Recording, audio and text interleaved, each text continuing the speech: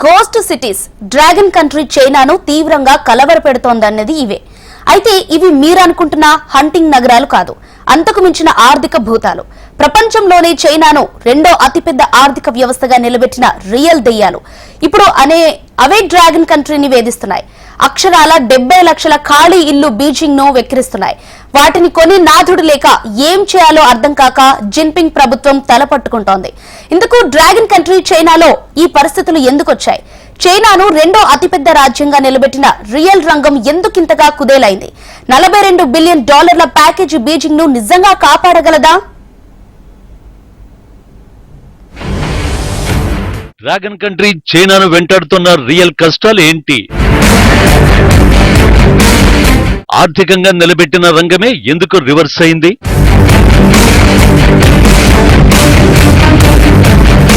కష్టాల నుంచి గట్టెక్కేందుకు బీజింగ్ ఏం చేయబోతోంది?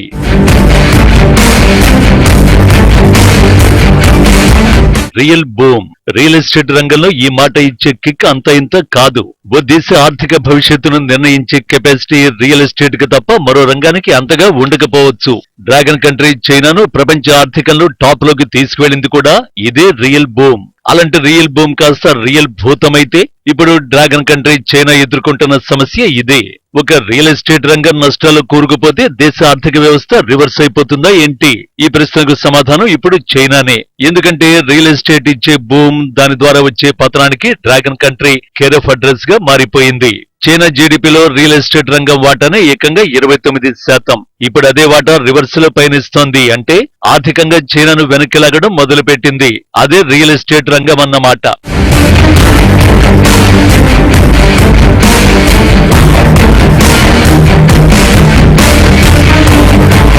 చైనాలో 1 కోటికి పైగా జనాభా ఉండే నగరాలు 10కి పైనే ఉన్నాయి. 1970ల తర్వాత చైనాలో పట్టణీకరణ వేగం అందుకుంది. వేగం అంటే మామూలు వేగం కాదు, రాకెట్ వేగంతో పట్టణాలు, నగరాల విస్తరణ జరిగింది. పెద్ద మొత్తంలో గ్రామీణ ప్రజలు ఉపాధి అవకాశాలు అందిపుచ్చుకుంటూ నగరాలకు వలసలు రావడం మొదలైంది అప్పుడే. 50 ఏళ్ల వ్యవధిలో ఈ వలసలు ఎంత వేగంగా పెరిగాయంటే ప్రస్తుతం చైనాలో పట్టణ జనాభా దాదాపు 65% మేరకు పెరిగింది. అంటే గ్రామీణ చైనాలో కేవలం 35% మంది ప్రజలు మాత్రమే జీవిస్తున్నారు. అందరూ పట్టణాల వైపు మొగ్గు చూపడంతో అక్కడ రియల్ ఎస్టేట్ వ్యాపారం ఊపందుకుంది. భూముల క్రయ విక్రయాలు, రియల్ ఎస్టేట్ వ్యాపారపు జోరు కారణంగా ప్రభుత్వానికి పెద్ద మొత్తంలో ఆదాయం వచ్చి చేరింది. జిన్పింగ్ సర్కారు సైతం అంచనా వేయలేనంతగా ఏకంగా 29% ఆదాయం రియల్ ఎస్టేట్ వ్యాపారం నుంచే వచ్చింది. దీంతో ఎడపెడ అప్పులిస్తూ రియల్ భూమును ఎంకరేజ్ చేశారు.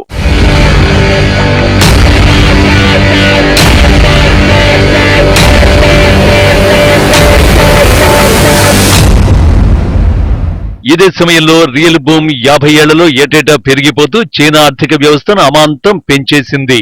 తీరా ఊహించని భూతంలా కరోనా ఎంట్రీ ఇవ్వడంతో ఒక్కసారిగా సీన్ రివర్స్ అయిపోయింది. కోవిడ్ ప్రభావంతో రియల్ ఎస్టేట్ వ్యాపారం ఒక్కసారిగా కుదుపునకు లోనైంది. కుదుపు అనే కంటే భూకంపం అంటే బెటర్ ఏమో. నిజానికి ఇటువంటి సంక్షోభం ఏ ఇతర దేశంలో చోటు చేసుకున్నా అది ఆ దేశాలను కోలుకోలేని విధంగా దెబ్బతీయడం ఖాయం. పైకి అంతెత్తున కనిపిస్తున్న డ్రాగన్ కంట్రీలో పరిస్థితి తలకిందులయ్యేలా ఉందని చాలా మంది హెచ్చరిస్తూ వచ్చారు. గంభీరంగా కనిపించే డ్రాగన్ పాలకులు లోలోన తీవ్ర కలవరానికి గురవుతున్నారని అంతర్జాతీయ నివేదికలు చెప్పాయి. అయితే చైనా పాలకులు ఈ సంక్షోభాన్ని కూడా అధిగమించగల సత్తా ఉన్నవారని ఆ దేశ ఆర్థికవేత్తలు బీరాలు గొప్పగా చెప్పుకున్నారు. తీరా సమస్య సునామీలా చుట్టేయడంతో ఎవరికి వాళ్లు వ్యాపారం వదిలి ఐపీలు పెట్టి సైడ్ అయిపోయారు. అక్కడ మొదలైంది అసలైన సమస్య.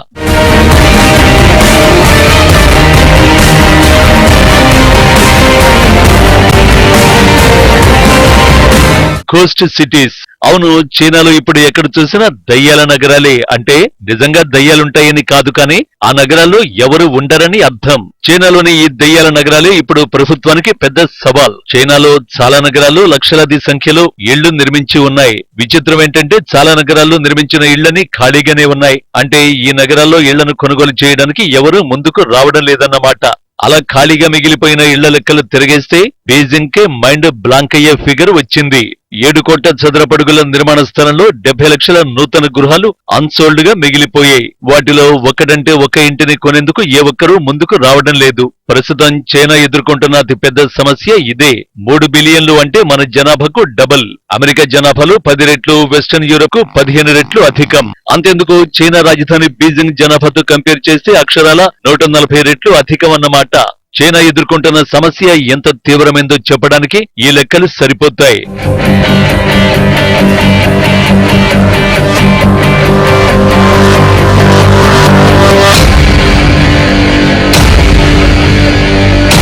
చైనా జీడీపీలో 29% రియల్ ఎస్టేట్దే కాబట్టి ఇప్పుడు దాని ఆదాయంపై ఏ స్థాయి ప్రభావం పడుతుందో ప్రత్యేకించి చెప్పనే అక్కర్లేదు.